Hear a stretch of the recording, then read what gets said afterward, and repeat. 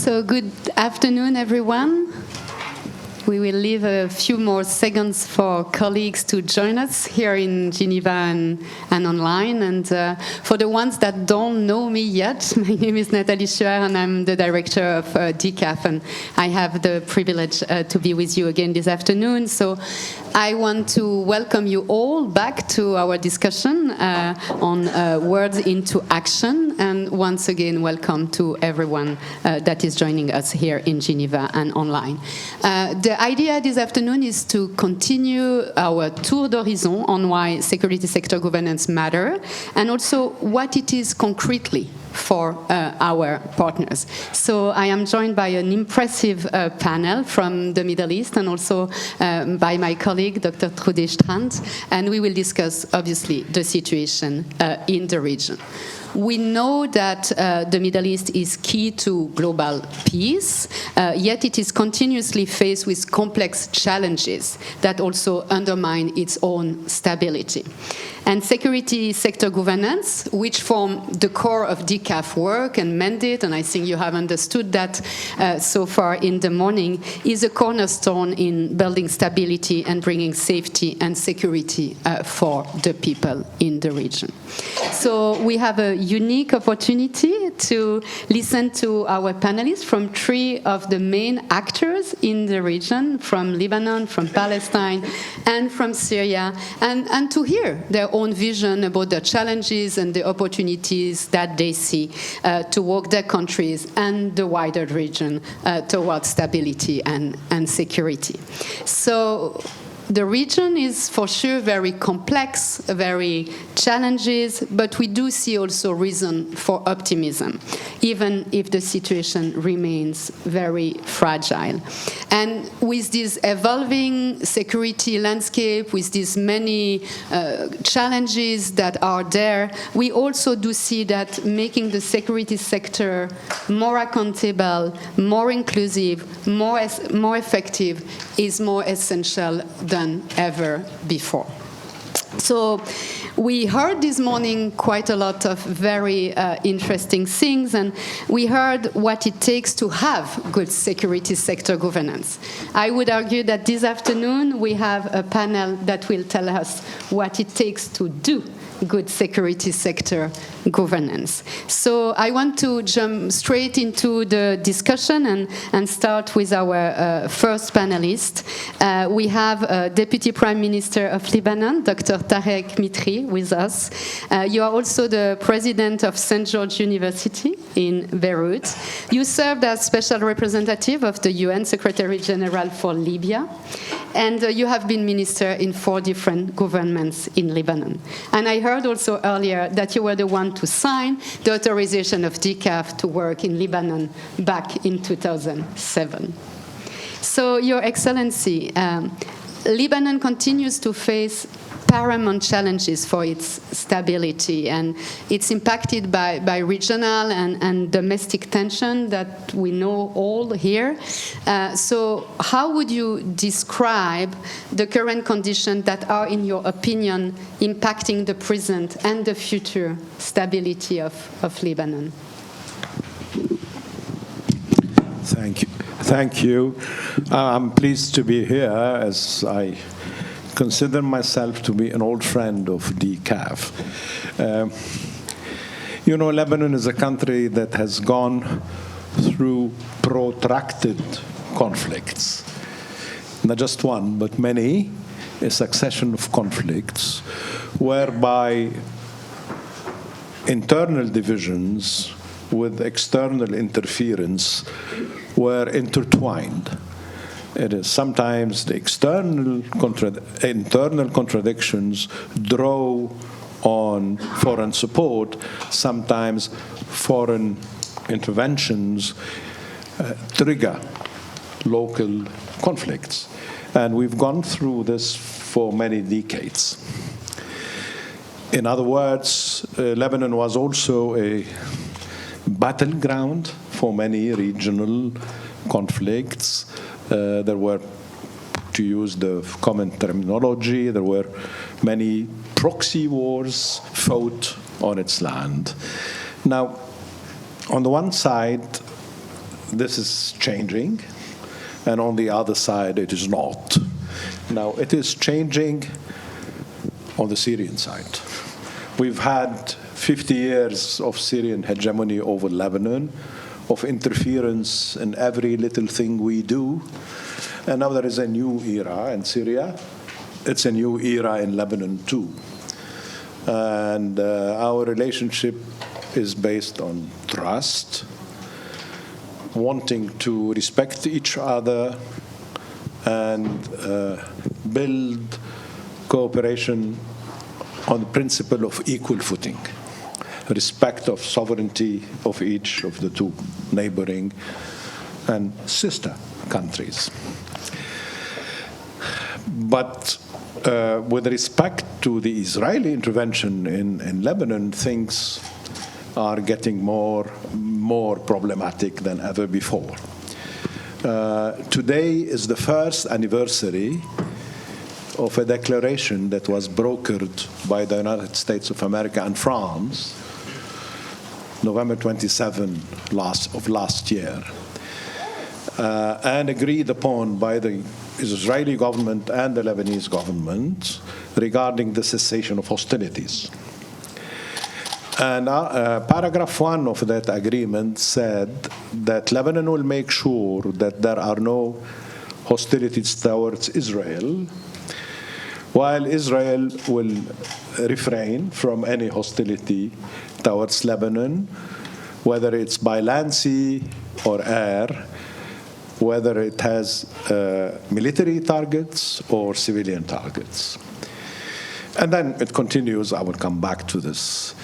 But until today, there is no cessation of hostilities. Lebanon has not shot a single shot. No one in Lebanon has shot a shot on Israel. Israel has violated this agreement more than 5,000 times, by air, and by land. And Israel claims that most of its offensive military operations in Lebanon are targeted operations. They are after Hezbollah. That may be true, but as you all know, there are two principles in international law that Israel has constantly violated, whether in Gaza or in Lebanon. The principle of proportionality.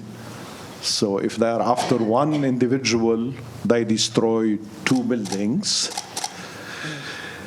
And the other principle is the principle of distinction, which is the distinction between combatant and civilians. And most of the Israeli operations in Lebanon are indiscriminate. And the death toll involves both military and civilian every time that happens. Now, we as a government, we're committed to respect that agreement. But more importantly, we want to reclaim the state authority, the monopoly of arms, to use the word of Max Weber. We want to extend the authority of the state over its territory, all of its territory, which is another word of saying there will not be any non-state armed force in Lebanon. You may call it disarming Hezbollah. This is what is being used in the international community. Lebanon is determined to do that, and but is going at that through different phases that are largely commended by the means that are at our disposal. You cannot disarm a non-state actor that is more than 40 years old, very well armed, enjoys the support of an influential regional power, that is Iran, and formerly Syria, a military cum political organization which has an important following in the country. it is most of the following is within one community rather than cross-communal. Nevertheless, it's an important following. So we're in that situation, trying to implement our policy to restore the authority of the state, but seeing also the authority of the state under constant pressure from the Israelis and under constant threat from the United States of America, telling us that there is a little window of opportunity that will close. You either go faster at disarming Hezbollah or you lose this opportunity. Thanks a lot, Deputy Prime Minister, and we could have listened to you for longer, I know, but I think it's very important to replace things in the context, right? Security sector governance is not just a concept. It's about also dealing with the situation and the complexities of a situation with internal and external tension that are obviously very present. And I think moving to my left and turning to our second panelist, we know that it's also the case very much so in Palestine. But I want to introduce you before. So Major General Ruslan Al-Sheikh Ibrahim serves as the security advisor to the Vice President of the Palestinian Authorities. You bring extensive expertise in security affairs and institution leadership. And prior to occupying this position, you had a distinguished career in the Palestinian Preventive Security Organization. You also have been a long-term friend of DCAF, and you know us for a long time. So General, indeed we hear again and again that considerable efforts have been invested in building efficient security sector even in conflict situation. And we heard that from Deputy Prime Minister earlier. It's not easy to do that. And we see that in many aspects these attempts are also impacted or blocked by the conflict dynamics itself. So we do think that the case in Palestine is a perfect example in that matter. So I want to know from your perspective, from where you are, how do you see the main challenges that the PA confronts now in its effort to deliver security to the Palestinians, while at the same time remaining a factor of stability in the region? Good afternoon. Thank you again for DCAF for this gentle invitation. I'm so glad to join you here today. Well, as you just mentioned, the situation in Palestine is very unique. It's totally different. In spite of the recent number of countries that has already recognized the Palestine state as a step forward towards creation of two-state solution. But the realities on the ground, of course, totally different from the theory.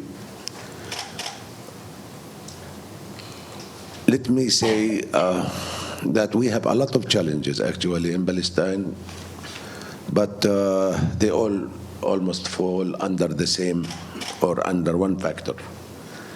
That factor actually is the reason for all of the other challenges. It's occupation. Once there is an occupation, then whatever I say listed below is caused actually by occupation. This is an occupation that has been for decades. We are not here in a situation to discuss this, but our main concern right now is to keep going forward and building our security and justice sector in regards to respect to the human rights, because the Palestinian people deserve actually, after being suffering for several years that under two authorities, and before the BA there was an occupation. The occupation is still there and still going on. The understanding of a single Palestinian is the security that he's facing is an enemy. It's not any friendly security, because he's used to face occupation security services or military IDF coming, arresting. It's never been like friendly. This affected actually the work of the Palestinian security services, because that feeling of enemy actually extended. So every time that the Palestinian individual should actually enjoy the security provided by security services, it's even in the back in his mind that if he, those are unfriendly security services. And it's true in some cases where simply security should provide security for its people first. And we have a problem in that piece. And that problem is very clear when it comes to the settlers and the settlers' attack. We could not provide security to our people when it comes to the settler attack against them. Why? I think the answer is known. We are not able to do or to defend our people with any means, because we have an agreement and we have signed an agreement that we can never arrest a settler. So if, especially recently, maybe you heard the news about the huge aggressive settlers' attacks against the Palestinian farmers and the Palestinian, even along main streets, they started now reaching to villages, reaching to houses, and try always to nag the Palestinians, and it became very, very aggressive, where we have, I think, 11 people were killed recently by settlers. So this is an indication of how dangerous this could be. Add to that, of course, the complications that we have with regards to the war in Gaza. And since October 7, nothing is being like before, even in dealing with Israelis, where we are together on the same ground. They started considering any Palestinian to be an enemy.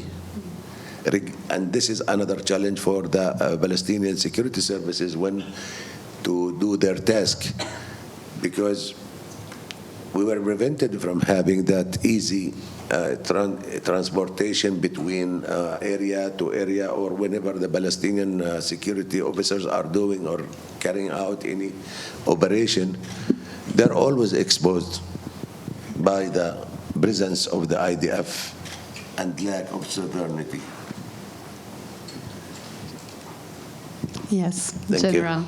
Thanks a lot. I think we hear also very clearly from both your intervention. I mean, what I also said this morning about the framework of international humanitarian law and its importance, but on the top of having all the challenges that you are facing also due to the conflict, I found very interesting what you said about feeling that suddenly the security sector in Palestine is perceived as the enemy. And I think this question of perception is so important in the work that we are doing, so we will get back to that. We will move now to our third panelist, and Yasser Fida Al-Jundi is the director of the Syrian Diplomatic Institute at the Ministry of Foreign Affairs and Expatriate in Damascus. You have a strong background in public policy, international relations, and strategic decision-making, and your work now focuses on capacity building in the diplomatic sector. You just told me that you have been conducting now your 58th training course at the new academy that the interim government is building. And we know each other, or you know DCAF for a little bit less long, but hence looking forward to the collaboration. Your Excellency, the former Syrian regime largely relied on a construct of the security sector that was designed to perpetuate its rule and protect its own interest. And after the overthrow, there is a new situation, and this new situation has also unleashed new and additional challenges, and that are also undermining security and stability. So we would be interested to know, how does the Syrian authorities see and approach these challenges, and also what are your priorities? It's a huge task in front of you to rebuild a state. So where do you set your priority when it comes to ensure the safety and stability of the Syrian people? Good afternoon, everyone. First of all, thank you, Ambassador Natalie, for inviting me. I'm pleased and honored to be here in this panel and with this very distinguished and great guest here with us. And also congratulations for the 25th anniversary for DCAF, and we wish you always to be excellent and to expand more and more and to spread this peace all over the world.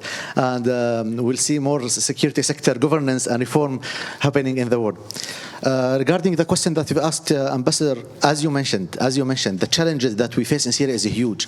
And I would love in 1 minute just to list some of just to put the audience who are watching us and here in the hall, how the Assad regime was treating us. The Assad regime security sector was the problem that caused the revolution that happened in 2011.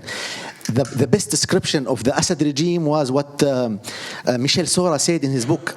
He said, Syria, the barbarian state. And he was killed because of that. Hafiz al-Assad kidnapped him and killed him, and the body was found years later. So the best way to describe Syria at that time is state of horror, state of terror, and barbarian state. Okay, what is the result of that? Just to mention, the relationship between the population and the civilians and the security forces and entities is very bad. And this is, I think, the hugest challenge that we are facing now.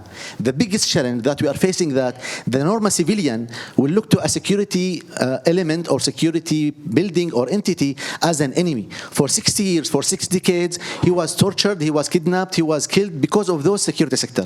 So how we as a new government can we change this perspective in just few weeks or months? It's not easy. This is the biggest. This is one. Second, we've come to a tiered country. It's a tiered up country. It's a skeleton of a country, ruins of a country. So the economy is bad, and unfortunately the sanctions, which is now we are in the process of lifting it, but now it's almost 1 year after liberation. So the economy also is putting its shadow on restoring and reforming our security sector. There is other stuff also related to the regime that he did to our country. It is the social cohesion. The previous regime worked on the social cohesion. He worked to tear up the social fabric of Syria. So he tried to divide and conquer. He used the concept of divide and conquer, so people doesn't trust each other. So again, we need to build the social cohesion, because if there is no social cohesion, the tension would be high, the instability would be high. Any small event that might happen in Syria will affect the whole geography of Syria. So this, can you see the challenges? It's really huge and not something that you can fix easily. Also, unfortunately, the external intervention. It's a big challenge. From day one, from 8th of December, the day we entered Damascus, our southern neighbor didn't stop attacking Syria, penetrating our territory, airstriking Syria. This thing is really supporting two narratives. The narratives of the Iranian militias or Iranian cells in Syria. So they are saying, look, Israel is attacking, penetrating, nobody's defending, and this will really support this narrative. And unfortunately, also supporting the narrative of the radicalism of ISIS. This is all our security threats that is against Syria. So you can imagine the number of challenges. Unfortunately, the ununified Syria so far. Now we have still some places in Syria is not still with Damascus, like the northeast and some parts of Suwaida. Also, this is another challenge that the new government and the security sector should watch. Why I'm mentioning those? Because if you're gonna reform security sector, you need to know the challenges so you can really address them. There is one last thing I would love to work at. There is a remnants.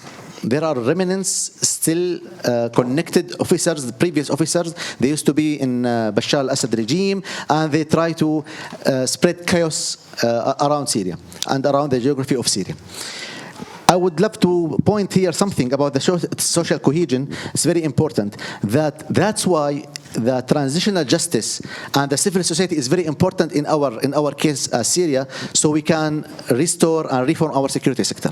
I think I will stop here with the challenges, and hopefully with the second round, I will say what we've done in the last 12 months to address all of those. We didn't finish. I'm just giving you, just a sneak, yes, so a teaser. So we'll wait for the other question. But we are trying our best to do and to face those challenges. Thank you. Thanks a lot. lot, Excellency.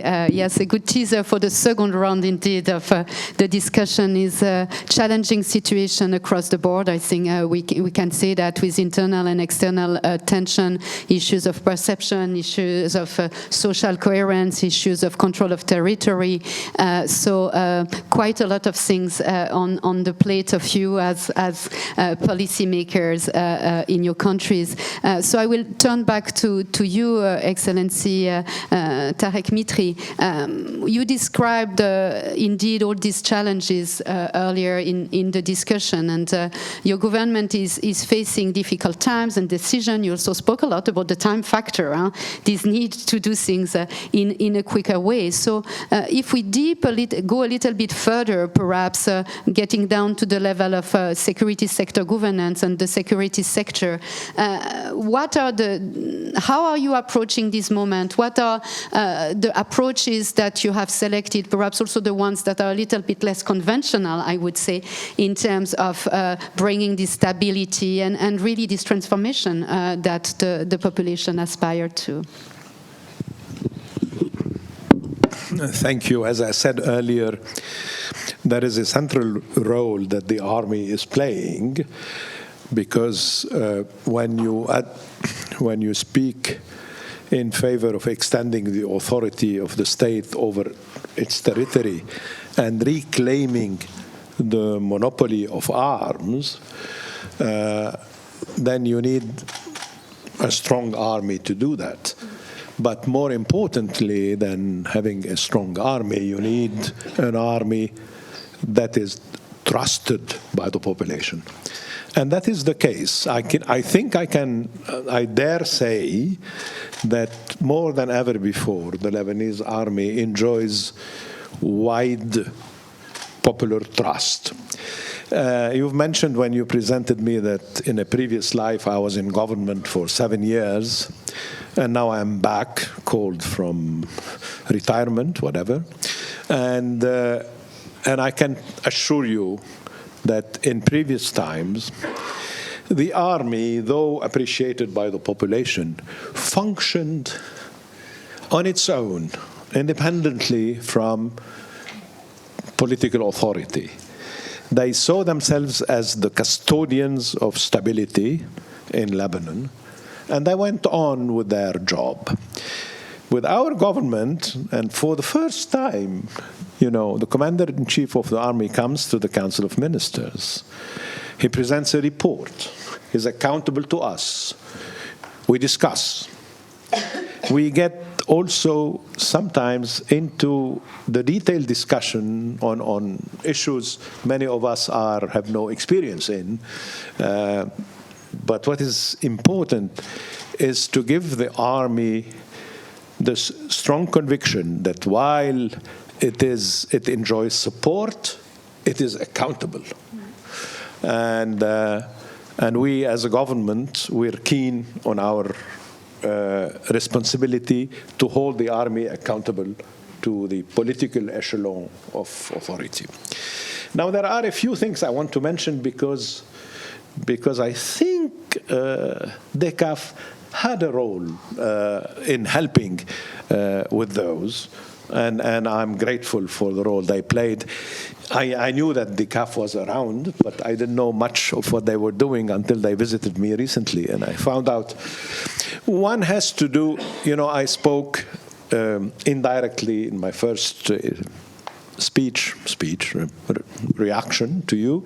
I spoke about international law and international humanitarian law, and we're trying to train people in armed forces on international law and international humanitarian law. And it's doing much better than I thought. Now, of course, you have the skeptics who would tell us international law and international humanitarian law, but all of this is buried under the rubble of Gaza. That you want us to believe in something that those who in Western countries, in the USA and elsewhere, who produced this body of laws, ceased to really uphold them, and you want us to uphold them, and then we fight to tell them to convince them that the universality of international law and international humanitarian law is irreversible, no matter what happens to this or that Western countries in its inability to uphold international law or international humanitarian law. Second, and these are two examples I want to highlight. Lebanon has a very large number of Syrian refugees, 1.5 million. And there has always been a temptation among some Lebanese who think it's too heavy a burden on us and what have you, and would like to see many of those refugees go by hook or by crook, as the Americans say. And there are those of us who had been fighting against a segment of our public opinion, affirming that Lebanon ought to respect the principle of non-refoulement. No mass deportation. No one will be forced to leave the country. Return to Syria is voluntary. And it's happening. There more than 400,000 are almost gone to Syria. More is so voluntary return has proven to be more effective than deportation. And I think this consciousness in our various security agencies that non-refoulement is unacceptable is a great gain. I see it as a gain, and I see the small contribution of DCAF. Last but not least is the prevention of torture in our prisons. I mean, we're not like Bashar al-Assad regimes. I mean, our prisons are not known for torture that ends up with disappearance or killing. But still, they were not soft on prisoners. And I think our agencies are learning to be much softer, and are learning that torture, even if it's minor, in the early phases of investigation, should be banned. Thanks a lot, Deputy Prime Minister, and also for showcases the DCAF effort also in partnering with you and your authorities. I think you put very clear point also again on the agenda on accountability first. I think that's an important element that is very much linked to security sector governance. Again, IHL, but not only IHL as a concept, but also the training and the necessity for capacity building in the armed forces. And I have to say that myself, I have also been quite impressed indeed by the trust and legitimacy that the Lebanese armed forces have in the population, and respecting rules, as we heard this morning, is certainly also a guarantee to ensure that those things happen. General, I will get back to you now. I mean, we spoke also about the challenging situation before. We spoke about Gaza on one hand side. You spoke also about the situation in the West Bank, which is obviously extremely important, not to also forget the West Bank. With the current circumstances and the political environment right now, the PA is called to introduce and implement important reforms, including in the security sector. And the argument is that it will help to ensure the PA can play its expected role in delivering security and enhancing stability. So if we go a little bit also here, a little bit deeper, and you have been a security officer all your life, how do you see that from a PA perspective? What are the efforts that you're making to regenerate the security sector governance and accentuate also the legitimacy? Because you spoke about these perceptions earlier, to really accentuate the legitimacy of the security sectors towards the population. Yeah. In spite of the obstacles and difficulties we mentioned earlier, but I promise, and we promise, that we will do all what is necessary to build our state. Our state, Palestine state, that will include West Bank and Gaza. As a response to whatever request to be ready for our state. Any kind of reform that we are supposed to do, I think we are open and we welcome always any comment with regards to reform. So I think our president was very clear when he mentioned that point to me, wherever you see something that needs reform, we're always ready. Now, when it comes to security, yes, I agree. Agree with you that a lot of steps will be taken by the Palestinian state. It is not necessary as a response, actually, to the request of the international community with regards to reform, because I think this came earlier with the support and help of DCAF, because we've been actually dealing with DCAF even before this bunch of requests or this bunch of conditions with regard to reform, and we were talking about the governance of the security services and the legal system. So I think your office got actually adoption of your vision with regards to the reforms that may take place within the Palestinian security services to maintain the governance. As you know, that we're getting ready for our mission in Gaza, and I think our Palestinian, especially Gazans, has suffered a lot, and they deserve security services that has to protect their dignity, protect their lives, protect their fears, keep them safe. So we're more than ready, actually, to adopt any vision. And in this, let me thank very much DCAF for your extended support, and we will keep going together. Thank you. Thanks a lot, General, and promise I didn't ask this gentleman to make the advertisement for DCAF services. That was not the objective, but happy to know that it is indeed useful. I think you underlined something that is also very important, is also the national ownership that you should have in leading these reforms, and they can be also, and we see that also with the reconstruction in Gaza, they can be obviously external imperatives and kind of suggestions or really imperatives, but at the same time it should really be nationally driven, and you should have your vision ready. Your Excellency Yasser Al-Jundi, I will close this second round with you. You spoke about indeed the overthrow of the regime a year ago and the new Syrian leadership, and you have been identifying indeed security sector reform as a top priority, and you promise us that you will speak now about what you are doing and want to do further. So the floor is yours. Thank you so much. I've mentioned in the first round some of the challenges that we faced since 8th of December last year. But so to reform the security sector, we had some principles, a lot of them, but I'll mention the most 6 principles that we try to obey, and then I'll mention what we've done as actions and deeds, and even time-wise. So I will bring them what we've done as steps, and then I will give examples on each principle, how we try to achieve it as much as we can.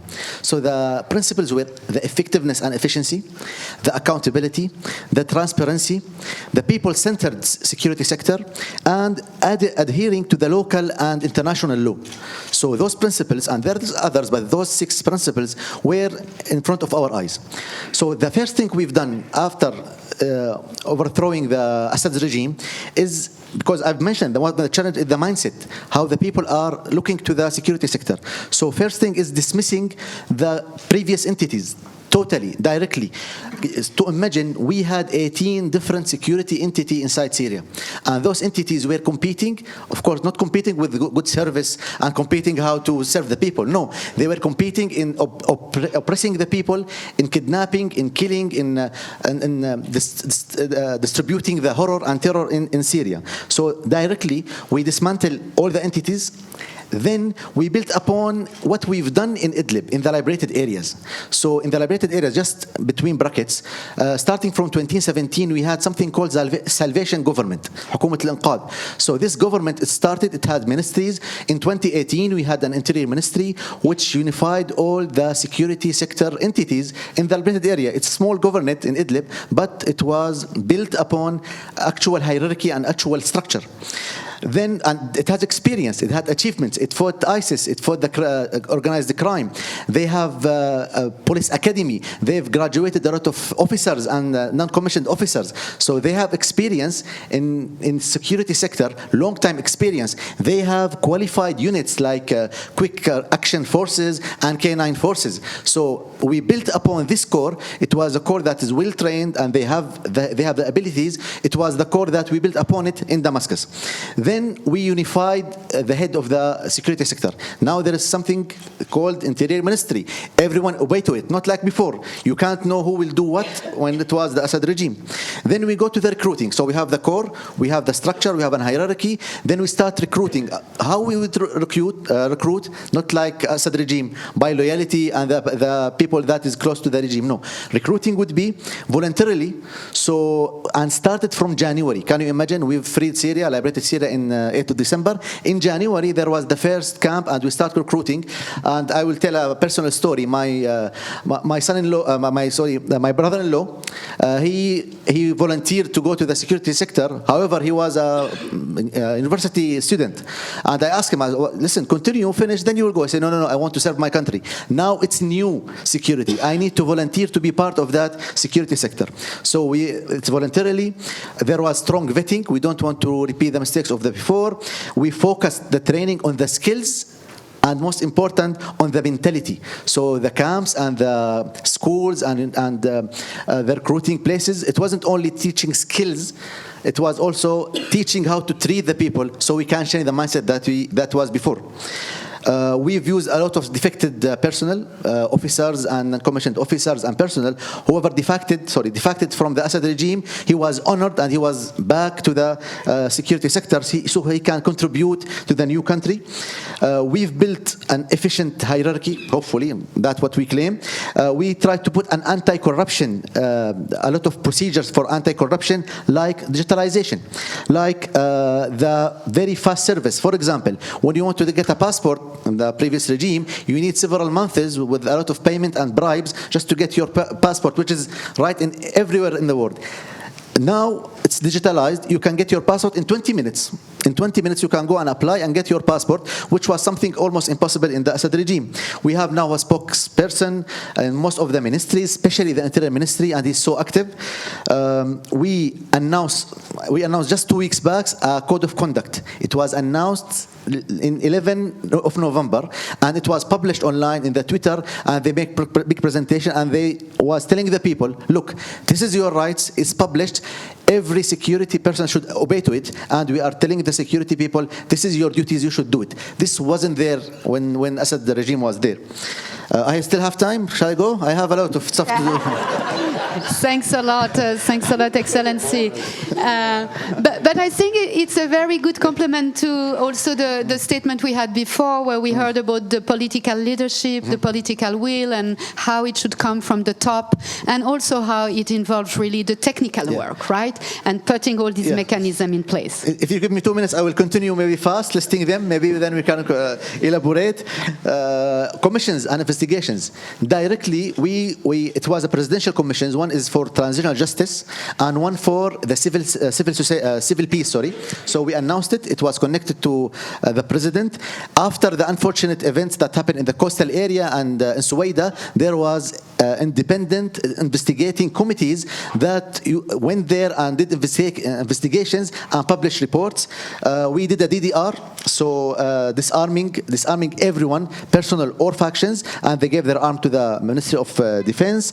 Reintegrating people inside the security sector was huge, and it was done. I will give you now numbers after 54 days of deliberation, because our president came and gave a speech and said, now after 54 days, we announce all the arms are under the Ministry of Defense. Regarding the internationally obeying to the law, we had cooperation with the US, the United States, in fighting ISIS and in fighting the Iranian militias. We had 4 joint raids against Iranian cells inside Syria and 7 joint raids. We joined lately when Mr. President went to Washington, the coalition against ISIS, and we've signed, and we are the nation number 90 to be in this coalition.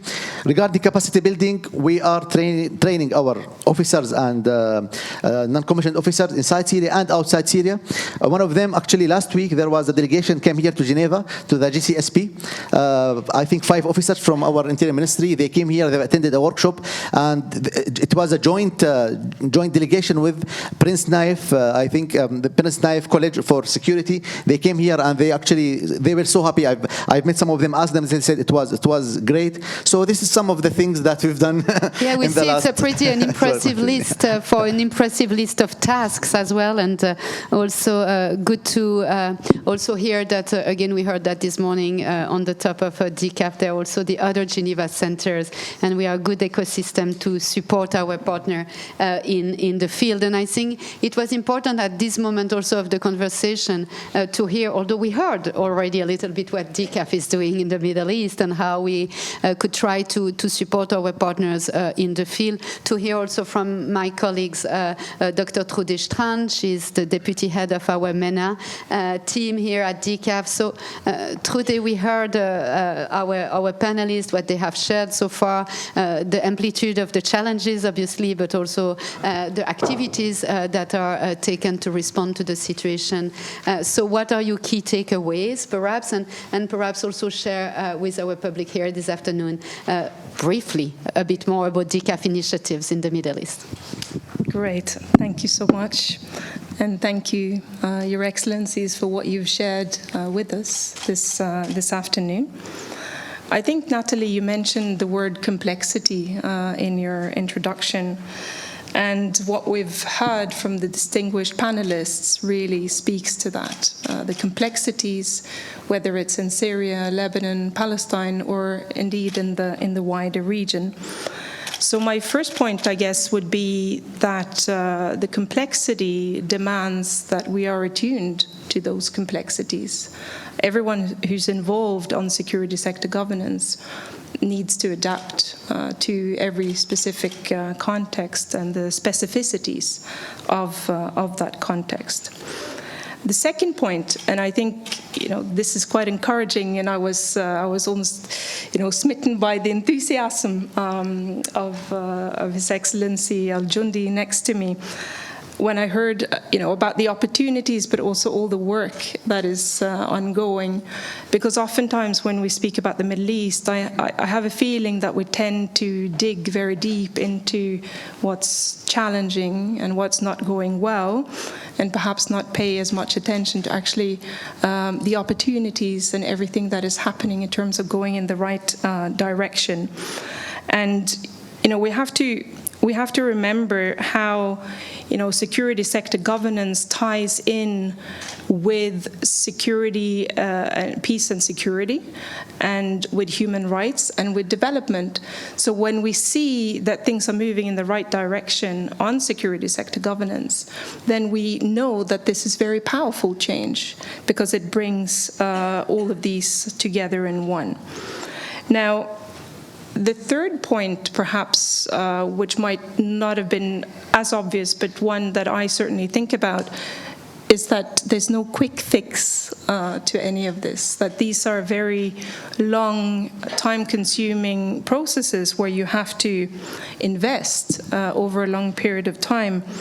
And that change that we're all seeking, it comes through commitment and that time investment. But I also think that there needs to be a convergence of a political opportunity, if you say, a political moment of opportunity. And I think in some ways what we've heard this morning reflects that, in that there are shifts in the region that enables action that perhaps in the past was not possible. Now, the fourth point is really about the progress, and I've mentioned it before. I think in the day and age in which we live, where the space to discuss and actually make shifts on democratic governance of the security sector, we're trying to do this within a space that we see is shrinking. And so, in a sense, for me, what I've heard also represents a lot of hope as we move forward. Now, it's very tempting to say a lot about what DCAF is doing, obviously, sitting here on stage. But we've also heard from some of our distinguished panelists what DCAF has done in terms of support. What I would say is that, what we do is rooted in principles, and I think colleagues in the audience will have heard this morning how everything we do is rooted in the principles of the process being nationally owned, and you mentioned it also, Natalie, that it needs to be inclusive, it needs to be participatory, and it needs to adhere to international norms and standards. And to do that, we need to have commitment, but also very intentional engagement to make the change that we want to see. And particularly, again, going back to my previous point, because we're in a time and an age where, the very principles that were meant to safeguard people and ensure their security are, in fact, to some extent, under attack. And if I can elaborate a little bit on the national ownership part, what I would say about how we approach these processes in the Middle East and North Africa regions is that when DCAF comes into work, we work in partnership. And partnership there means really that there needs to be trust. And there's the notion of accompaniment along what I mentioned earlier is a very long process. And, I think DCAF, and we have panelists here who will know this firsthand, that when we've engaged and we've said we're there for the long haul. For instance, in Palestine, where I think we've been active for about 20 years. So that brings me back to the people-centered approach. So I'm circling back to this, which is really at the core of how we work. And I believe Deputy Prime Minister Mitri and also the other distinguished panelists have mentioned it, how important it is that people see the security providers, security actors as one of them, or protecting them. They're there for them. And that can really only happen when you listen to people and hear their different needs, the different needs of different communities, and you take that into your work and you try to deliver accordingly, bringing about better results in the process. Now, I know I'm probably out of time, but there's only one more point I would like to mention, because DCAF works in these contexts, but we also work elsewhere. And we're very cognizant that we operate in a political space, in a highly politicized space as well. And then there are many different ways in which you can deal with that. You can decide to shy away. You can decide to, or more or less decide to be drawn in. Or, you can just recognize the nature of that overall context and link some of the work that you're doing to precisely the political processes to ensure security, stability for all. And I just wanted to mention that, of course, this is also what we are doing as DCAF in contexts such as Yemen and Libya. Thanks a lot, Trude, for this very comprehensive element about what we are doing and also what we took. So it will also save of making a summary of the conversation so that we can also open the floor. I think it's also important, since we are here also in Geneva. Again, we have people that are online and people that are here in the room. So I'm happy to open the floor for questions and perhaps try to be concise and short. And I would be very grateful if you can introduce yourself before asking the question. So where should we start? There is already some question. I will try to take 2-3 questions at a time.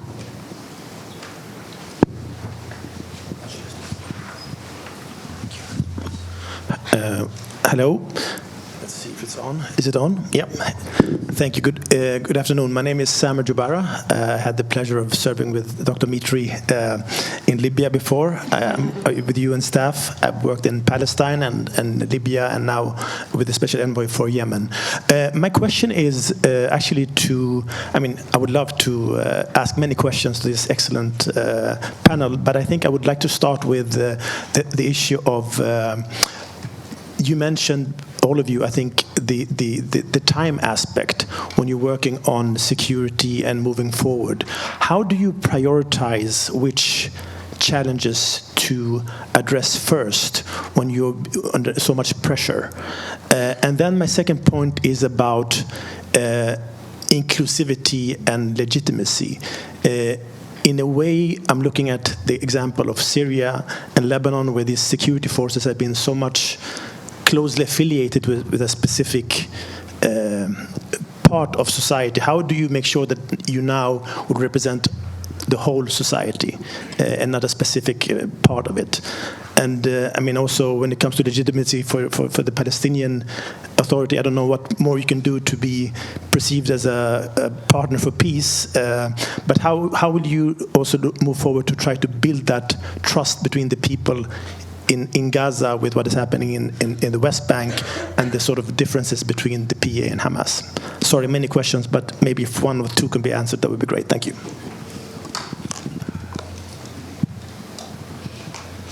Take a couple more questions. Yeah. Good afternoon. Thank you very much. I'm Gaëtan, a graduate student from the Institute, and I was wondering for His Excellency Al-Joundi, you've mentioned it briefly, but you spoke about social cohesion, mistrust, continuity, and could you explain a bit more on how you really fight the risk of continuity from decades of repression under the previous governments, and how you actually envision it that? Thank you so much. One more.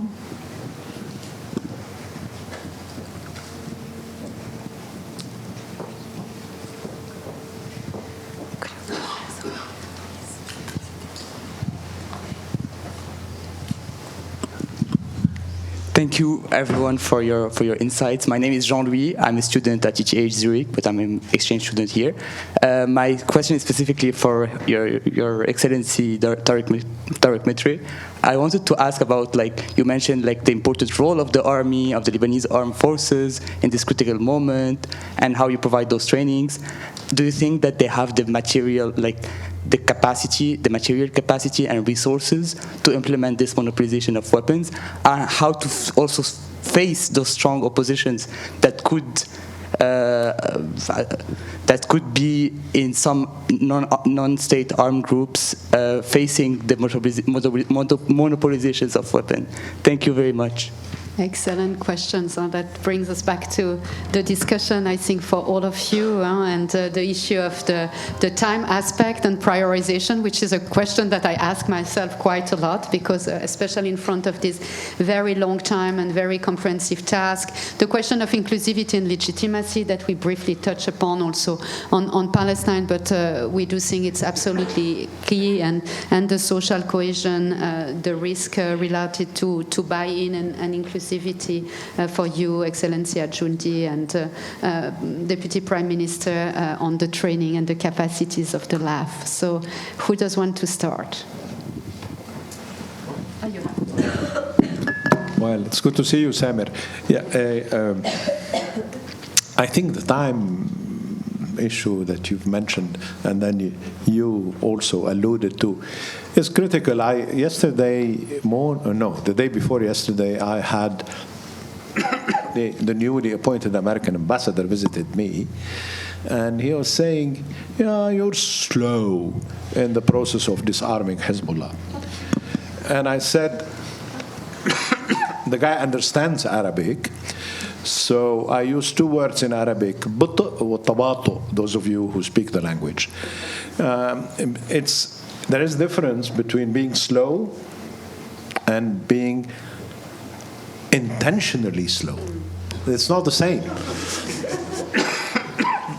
Our intention is not to be slow. But if the army is slow, I link up with your question, because of its lack of resources, then we have to provide the army with more resources to be less slow in reclaiming the monopoly of arms. And a soldier in the Lebanese army makes $220 on average. Not to mention the deficiency that there is in military equipment. So you have to have this in mind when you expect us to be less slow than we seem to be. Resources is an important issue in here. And with the economic problems we've had in the last, 7 years, 8 years, short of international support, I don't think that we're unable to provide the army with the resources they need to get on with their work as fast as possible. Inclusivity in Lebanon is a specific problem because the four major security agencies in the past had different political and communal loyalties. And bringing them together is not easy, in the sense you have to develop a loyalty to the state that supersedes their political or communal loyalties. And I'm pleasantly surprised that we're doing rather well on this. I'm overseeing the issue of borders with Syria, and we work very well, hand in hand with our Syrian brothers and sisters. And there are 4 different security agencies that are learning to work in Lebanon, that are learning to work together. And they're learning fast, much to my surprise. Thanks a lot. Yes, please.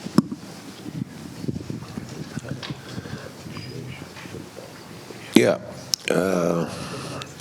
Let me say about Palestinian security services and affiliated members, officers. I'm pretty sure for those officers and soldiers who were able actually to stick to their mission and attend to their work in the last 3 years, where they get between 50 to 60% of their salaries. I think that commitment should be highly appreciated, and this is an indication where, if we are to take the priority, these officers are not playing if they are to sacrifice the food for their children and replace that with a few money in order to commute and attend to work in order to provide security for their people. So I think this is a good investment in this kind of members of security services, and there will be the priority to undergo whatever training or additional support that they need to do, especially that we are having some new recruits to be deployed in Gaza. I think we will succeed in doing that. And again, this is an invitation for DCAF to help us in this. And we welcome all that kind of support.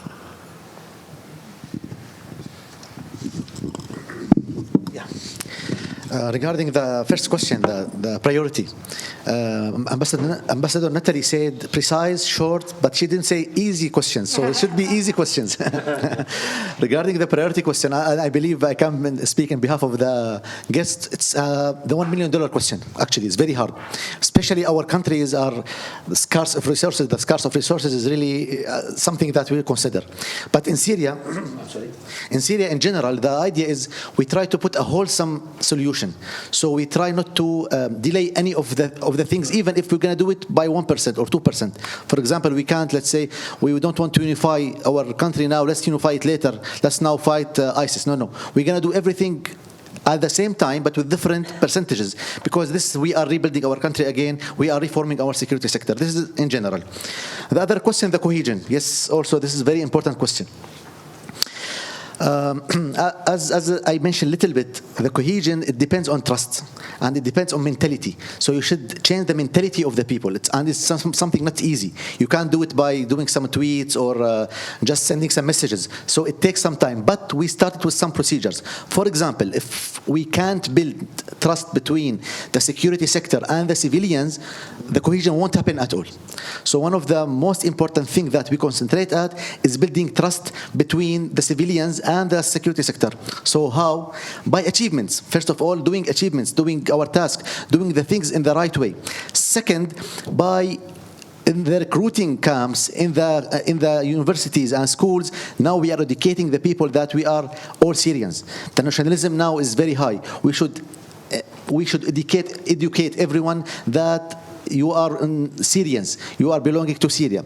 Other thing, to build the trust between security sector and the civilians is, for example, the trials, the public trials that happened 2 weeks back, if you heard of it. There was public trials on 12 people. 6 of them were Assad remnants, but the other 6 were security units, by the way. And because they did mistakes in the coastal area, they are now on trial, on public trial, and it was published on the media, and people attended that trial. So we are building trust, saying, listen, this guy did a mistake, he will go to the court, and we're gonna trial him. This, we are building trust with our people. Also, other thing is the volunteer. When we said we want people to volunteer to the security sector, we are taking from all components. We are taking people from all components, not like before. The loyal to the Assad family will be in the security sector. And also we are including women in this. This is very important. We are including women in the security sector, especially in the tourism policy, in the intelligence, in different aspects. We are including and encouraging women to volunteer in the security. And there is a last thing. It happened 2 days back. There was a protest. They announced a protest that they want to protest in some areas in Tartus, Latakia, and in Homs. What happened is the security sector protect that protest. So the security forces went down to the street and they protect the protest too, so they can protest in a very peaceful way.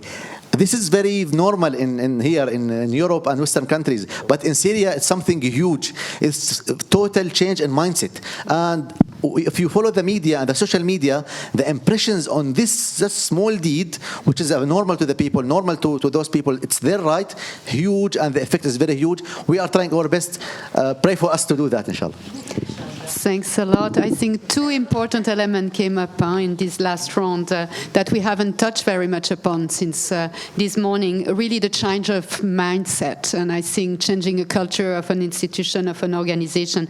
And also very basic issue related to resources, right? The salary of the agent of the security sector that is keeping a checkpoint or working in the army as also very important elements in terms of management of the security sector.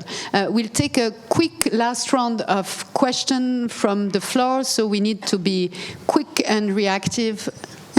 Short, precise, easy, yeah? Thank you. Thank you for the interesting discussion. I'm Paul Gruet, I work at DCAF. I just have a question for Your Excellency Yasser Al-Roundi. You mentioned the dismantling of the previous security apparatus under the Assad regime and the rebuilding of those institutions based on the recruitment and good practices from some regions. I was just wondering how you're dealing with the risks that arise from all these previous members of the security forces which have been released and now out of a job. And yeah, if you have any sort of insights on this. Thank you. Another. There was one in the front as well, so we can take one in the back and one in the front, and then we will close it. One in the middle, yeah. That's the choice of our colleagues.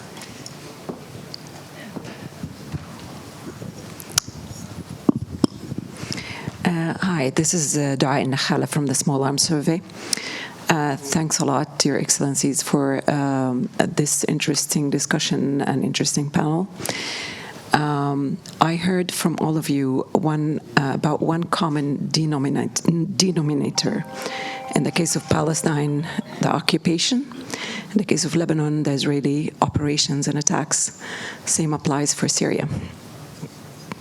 And I cannot help but ask the question, how could we protect or shield security sector reform from the meddling or the impact of external pressures that can push the process the other way around?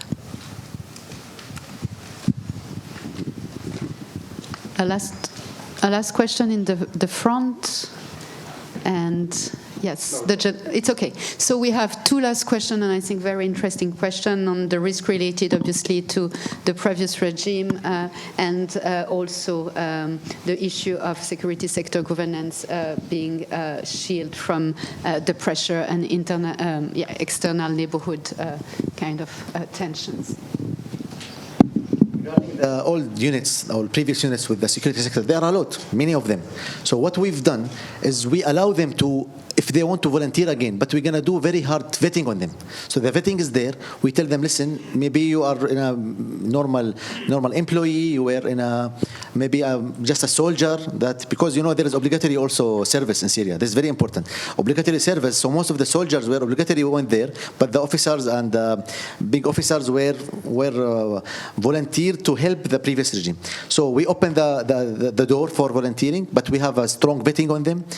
We tell them, go back and do your work. So the messages were sent very obvious.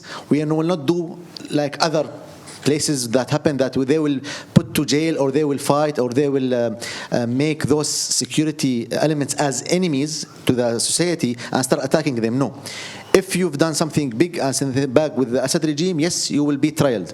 And it's all trials. There is no revenges. There is no, like before, there's just Assad regime. You just capture the person, put him in the jail. So this is one. There is trials. You will go to the judge.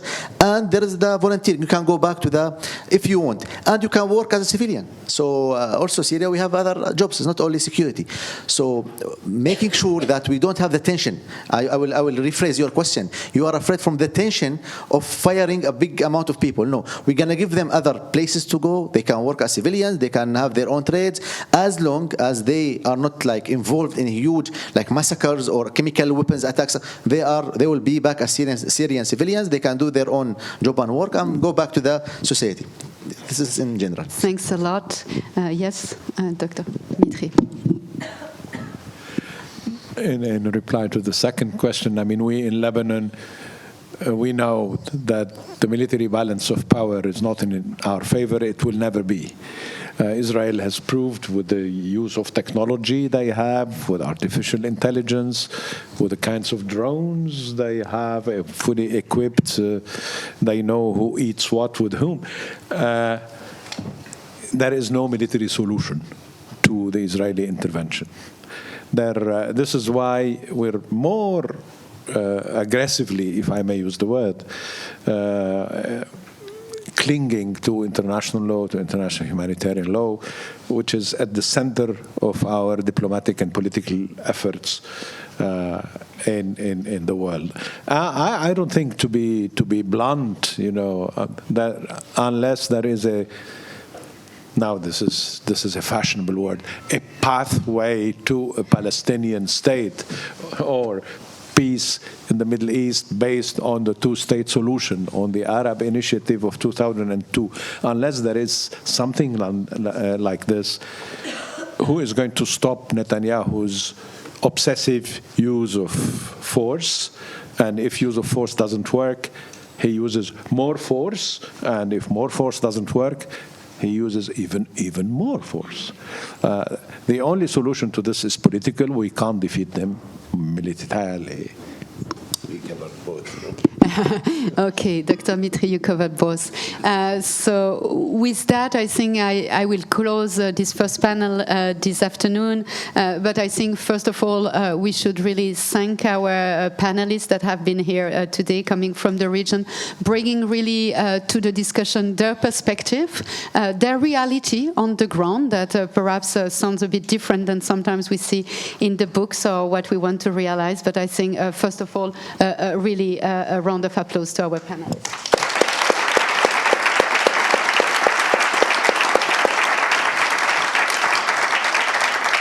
And for our panelists and for everyone in the room, we will reconvene at 3 this afternoon. And so there is a break. And after the break, we will have a very important last panel on inclusive security for global safety. We will tackle, obviously, also gender inclusivity that is dear to my heart and has been briefly touched upon in this panel. We will go more into detail. So have a good break.